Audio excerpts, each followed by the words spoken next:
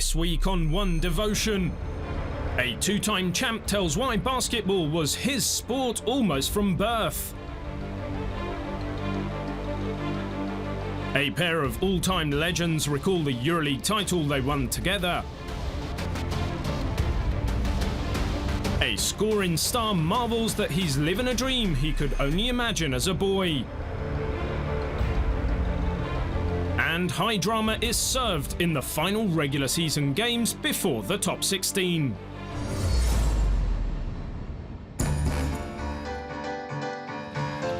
Although literally thousands of American players have been finding pro careers in Europe for more than half a century now, many of them came late to the idea that their passion for basketball may thrive on the other side of the Atlantic Ocean. That's not the case, however, with Maccabi Fox Tel Aviv guard Taylor Rochestie. Unlike many of his countrymen, the reigning Alfonso Ford Top Scorer Trophy winner knew from a very young age that he wanted to play basketball in Europe. I was about 10 years old, I think. We did a video as we were graduating from school, and it said, where do you want to be in 5 years? Where do you want to be in 10 years, 15 years? And I don't know why, but I said I was going to be playing basketball in Australia or Europe.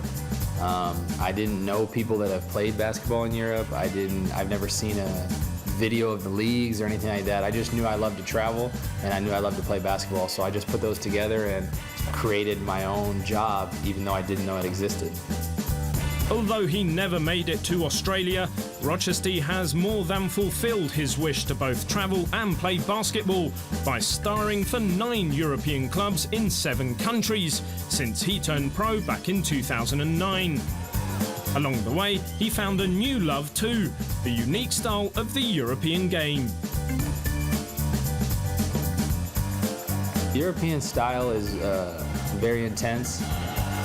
Here, every game is the most important game, and there's so much emphasis on it, and you're playing such great teams. You get to travel to different countries, and it's an amazing experience, especially for someone like me that has always dreamed of doing this. To be able to play so many different places and play with great fans and great teammates and experience so many new things, it's an amazing experience. While playing in Russia, Germany, France, Turkey, Italy, Spain and now Israel, Rochestie has definitely made most of his opportunities. He led German side Göttingen to the 2010 FIBA Euro Challenge title, won the Italian Super Cup with Montepaschi Siena in 2013, and earned the Euroleague scoring title with 18.9 points per game for Nizhny Novgorod of Russia last season. Where others might get lost or dizzy hopscotching countries so often, Rochestie sees each stop as a new opportunity to enjoy what inspires him most.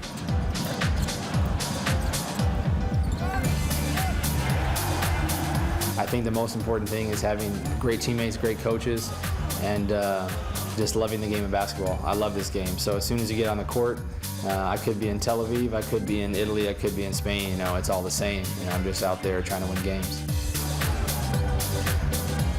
Rochestie has played on 4 Euroleague teams in 4 countries, but since his debut in 2012, only one other active player, Vasilis Spanoulis of Olympiakos Piraeus, has averaged more scoring over more appearances than his 13.5 points per game.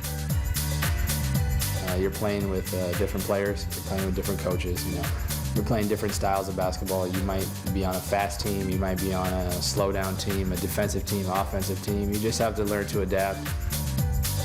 Equally important to Rochestie is making the most of his chances to see the world outside of basketball arenas and gyms. I just learned that I love people. I'm just surprised where you have some ideas of what the places might be like, and then once you get there, it's incredible. I've met so many good people, learned new cultures, tried new foods. It's an incredible experience, and I'm just thankful that I get to be a part of it. I'm very blessed. Rochestie does not believe that it takes a special person to adapt to life in so many different countries, just an open mind. I think the most important thing is your attitude. You know, I have an amazing, positive attitude when I go to new places. You know, leaving Italy to go to Russia, a lot of people think that might be a big change, but I was very, very excited. I got there, love my teammates, love the people, love my situation, and you just got to make the most out of what you're given in life. You know, life is very short. The basketball career is even shorter, so I'm just gonna appreciate every moment I can, appreciate every team that I'm on, each teammate, each country, each city, and just keep living my life.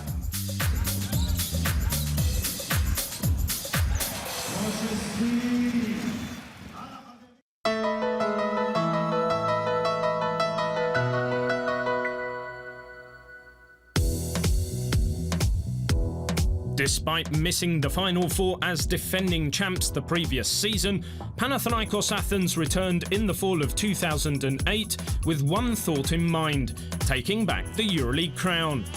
Superstars like Dimitris Diamantidis, Mike Batiste, Sarunas Jasikevicius and Vasilis Panoulis had been joined over the summer by inside force Nikola Pekovic, sharpshooter Drew Nicholas and an old friend Antonis Fotsis, to give head coach Željko Obradović plenty of weapons to choose from. Probably the best team that I coach in the level of club, the best roster. You know, players with great experience, great quality, inside game, perimeter player, taking possibility to play in high rhythm with many substitutions. No one of them selfish, no one of them thinking about himself. We, like group, we work excellent, great people. Going into the season, we knew we had compared to the year before, we had a very balanced team according to the system, and what Coach Obradović wanted. We were ready. We were ready already for the big stage. Strong as they were, the Greens faced a first moment of truth after losing Game 2 of the best-of-5 playoffs at home to Montepaschi Siena. They met that moment by sweeping the next two games in Siena to return to the Final Four. And not just any Final Four. Waiting for Panathinaikos on semi-finals Friday in Berlin was its arch-rival, Olympiacos. For 5 weeks leading up to the Final Four, all you're hearing is, Olympiacos, Olympiacos, Olympiacos, so I mean, you really become, I'm not even going to call it motivated, it's something so much above that. You become so psyched about this Final Four, and we were just really, in a good place at that time as a team. Olympiacos gave Panathinaikos everything it could handle, but Pekovic broke a tie in the next to last minute, and the Greens' defense held at the finish to take an 84-82 victory. It was a great game. Olympiacos, it was excellent team. It was very tough. First of all, to play two Greek teams in the same Final Four, it's really tough for both teams. But we found a way to beat them. After its own close semi-final win over Barcelona, defending champion CSKA Moscow stood in the path of Panathinaikos for a rematch from 2 years earlier. The Greens won the trophy by 2 points. This time, despite Panathinaikos racing to a 23-point lead right after half-time, the championship game was even closer. CSKA put the final shot of the season in the hands of a former Panathinaikos star, Ramūnas Siskauskas. But in his final timeout, Obradović put full faith in his defense. I turned and I said to my team, let's play defense, because you will play good defense. Finally, they missed the shot. If they score, probably everybody will put finger of myself. But this is job of coach. Risk. Without risk, you can do it anything. But the game, it was easy for us. This is the point. 23 points, it was beginning of the second half. We play excellent basketball. And I believe that this is, let's say, video to watch everybody, the way how we play. For Jasikevicius, it was another step into the history books. With his 4th title in 7 seasons, he became the only player ever to become the European club champion with 3 different clubs. For sure, I'm very proud of it. But you know, you have to put it in perspective. It's a team game, you know, and the most important here is team and team unity, team mentality. And I was really lucky enough to play with a lot of great players for the great coaches. You know, a lot of times I was in the right place. You know, I like to think I did my part, but you know, I think when you know, this is not tennis. You know, you're not there alone. Experience helps you. At that time, I had experience already. You have to go through it. So at that time, I've been through already many, and you know, the nerves were already at ease, and everything was at ease, and it was just time to perform. For Obradovic, the victory in Berlin marked his 7th Euroleague title, as many as any player or coach ever. After winning both games by 1 shot, it was arguably his most difficult title too. For me, it was probably the best Final Four ever. Talking about quality of the teams, I'm very happy that my team understand the way, even in critical moments, how to play.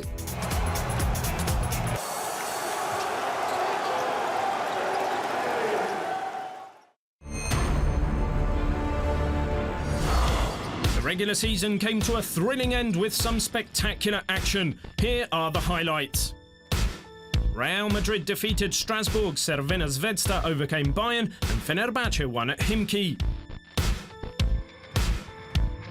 In a do-or-die clash with Strasbourg, reigning champions Real Madrid made a fast start and never let up. The reigning champs set a new competition record with 36 assists, including 7 from 16-year-old Luka Doncic, en route to a big win, which seals a top 16 berth. The final available spot was contested between Bayern Munich and Crvena Zvezda, and Duško Savanovic gave the visitors a second-half lead.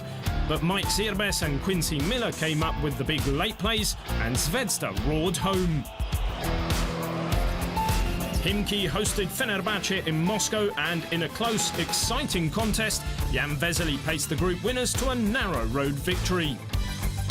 Group winners Fenerbahce are joined by Himki, Crvena Zvezda and Real Madrid in the top 16.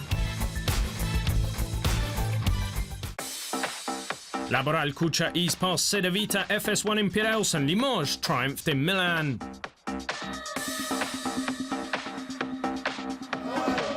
Top 16 bound Cedevita Zagreb couldn't keep pace with Laboral Cucha, which was powered by 20 points from Fabien Cozer and another double-double from Ioannis Borousis to seal a convincing home win.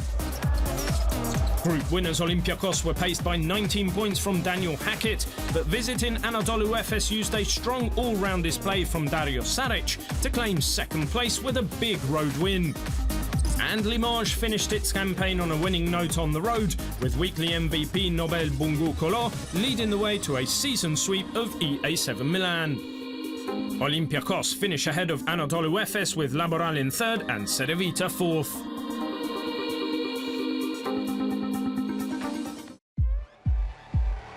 Lokomotiv overcame Barcelona, Panathinaikos won in Lithuania, and Pinar Karsiaka beat Zielona Gora.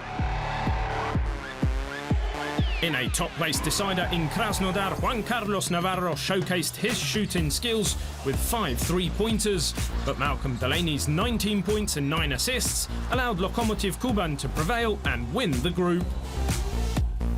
Žalgiris and Panathinaikos battled directly for 3rd place, and Olivier Anlan led the home team's challenge. But Niklas guided the Greek team over the finish line in a close game, which went down to the final shot. And in a highly entertaining encounter, Mateusz Ponitka's double-double wasn't enough for Stelmet Zielona, which was edged out by a Justin Carter-inspired Pinar Karsiaka. Lokomotiv takes top spot with Barcelona in 2nd place, Panathinaikos 3rd and Žalgiris in 4th. Maccabi beat Darushafaca, but not by enough. CSKA triumphed in Malaga and Bamberg saw off Sassari. Maccabi Fox had to win by at least 11 in Istanbul, and a 4th quarter surge provided the 2014 champions with some hope. But Darushafaca Dose held its nerve in a highly tactical finale and progressed to the top 16 despite a narrow loss on the night, eliminating Maccabi. CSKA Moscow and Unicaja Malaga squared off to decide the group winners, and Edwin Jackson powered the hosts to an early lead. But CSKA's resolve strengthened, and Nando De Color led the way to a road win. And top 16 bound Brose Baskets Bamberg was too strong for Dinamo Sassari, with Nikos Zizis shining in a comfortable victory. CSKA boasts the competition's best record, with Unicaja Bamberg and Darüşşafaka also making the top 16. Group E features 3 Istanbul teams, as last season's semi-finalists Fenerbahce are joined by Efes and Darüşşafaka, with regular season group winners Lokomotiv Kuban also included. A power-packed Group F contains 3 of last season's Final Four teams, with reigning champion Real Madrid joined by CSKA Moscow and Olympiacos, as well as Barcelona.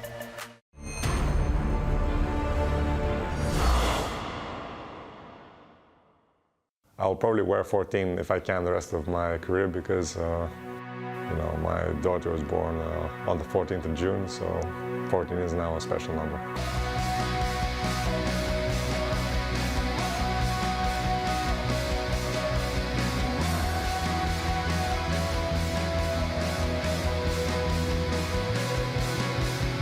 The first time I wore 14 was when I was at Olympiacos. I had a choice of, I think back then it was 14 or 18, so I wanted to get a number which I felt more close to, I guess, so I chose 14. It's definitely an experience which I think in the beginning, I think all fathers go through this. They're not, when they hold their baby for the first time, they're like, is this mine? They're not entirely sure. I think in general, I'm a pretty mature person, so I don't think it's changed me, but definitely it's made me look at what's important in my life, Yeah, hopefully if I'm still playing in 3-4 years, if I'm healthy and stuff, I would like to, I was always jealous of my teammates, my older teammates when I was younger, that their children would come to the court and watch them, and so I'm looking forward to that.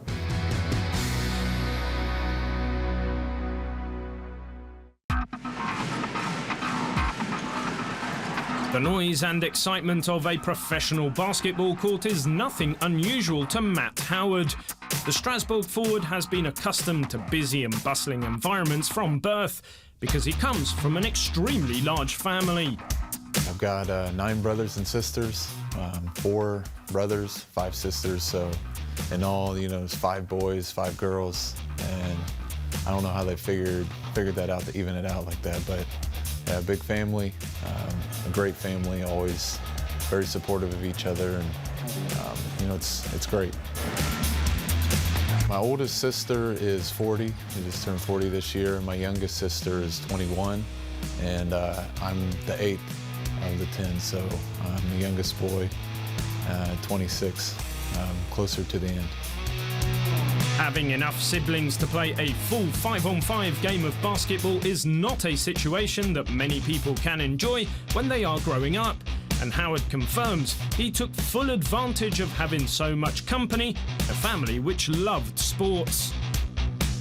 They all have enjoyed basketball in some way, or sports. We played a lot of sports together, as you can imagine. You can build a game pretty easily just with our family. So yeah, we had a lot of fun with that.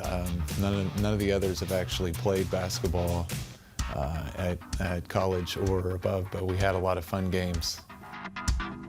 The fact that Matt has become the only member of the Howard family to pursue a career in basketball is partially explained by one factor which was beyond anyone's control. It's very interesting, actually. My oldest brother is 6 foot tall. And then as we get younger, each one gets taller. So the next one's 6'2", and eventually I'm the tallest of the family at 6'7". So I got the luckiest break, I guess, as far as playing sports, because obviously height is a big advantage. Something else that marks Howard out from his brothers and sisters is the fact that he has moved overseas to pursue his career, having first come to Europe in 2011 to join Olympiacos, and later playing in France and Germany before moving to Strasbourg in the summer of 2014.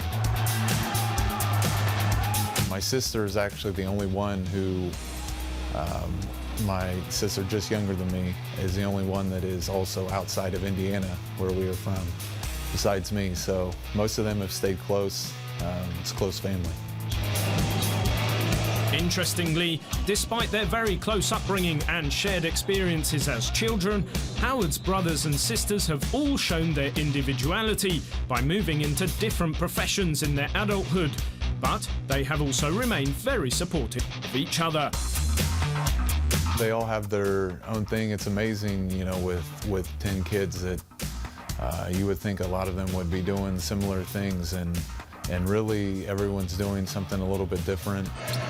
My family's always been incredibly supportive. They've been amazing through everything that I've done. One element of Howard's personality that he believes comes from having so many brothers and sisters is the fact that he likes to use things for as long as he possibly can, rather than buying new ones. At university, for example, in addition to his efforts on the basketball court, he was known for riding around on a rusty old bicycle. Yeah, it was. And, you know, I didn't like to have a car so much at the campus. It was small, it was easy to get around. And for me, I've always liked to use things as long as I can. If it's usable and will work, for me, it's normally good enough. And so, yeah, I rode this bike until it essentially broke one day. It's something that my family's always done, tried to be useful with the things that we had. And when you have a big family and a lot of people to work with, you know, you try to make the most of everything. And so that was something that's always been sort of ingrained in me, and I try to use to the maximum.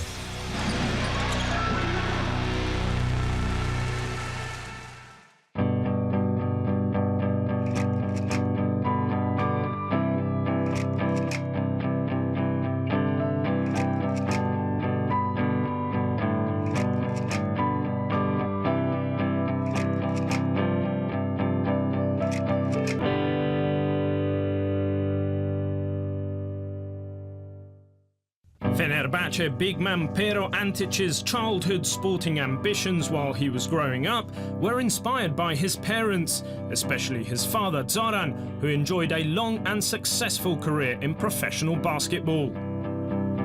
My mother was a handball player, as I know, but my father was 14 years professional basketball player in Yugoslavia, position 3. My brother was professional basketball player, but he retired. My father had a lot of medals, a lot of trophies, but they don't exist no more because me and my brother, we used them as toys. At that time, we didn't know what were those. We just play with them. And my father was so busy because after he finished career, he started working for a big company, so he was traveling. So whenever he came, he said, "Okay, you destroy one more, you destroy one more." So sorry, Dad. You know, I will give him some of mine. You know. So I started to play basketball just because a lot of other kids went to play basketball. I wasn't in basketball. I see a lot of kids from the neighborhood going to start to play basketball. So I said, let's go. If you all go, I will go too. You know. So it wasn't my dad. My dad didn't force me. Also, my father maybe come to 10 games all my career. He's that busy, and he came to some of them. I was 2 years in NBA, he didn't come to watch me. I will not force my kids to play basketball because I'm a basketball player, because they have pressure in my country. You know, they have to, usually in the Balkan, you have to go better than your dad. So, you know, my career is pretty decent until now, so he have a big pressure now.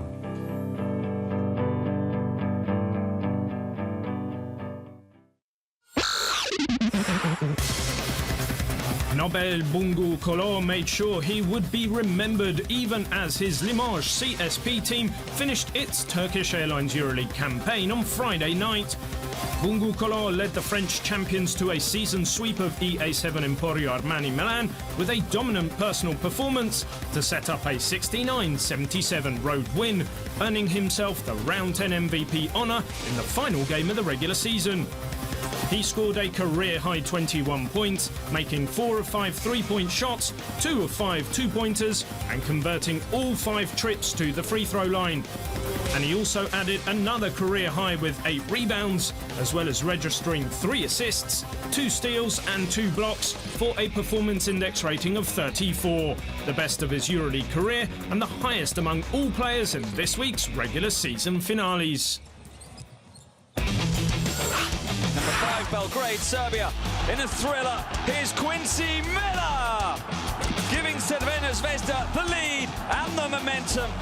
A great move to finish with a slam, getting the fans on their feet in Belgrade. Number 4, Zielona Góra, Poland. It's debossed for the home team. Justin Carter protecting his team's narrow lead. An incredible, electrifying block.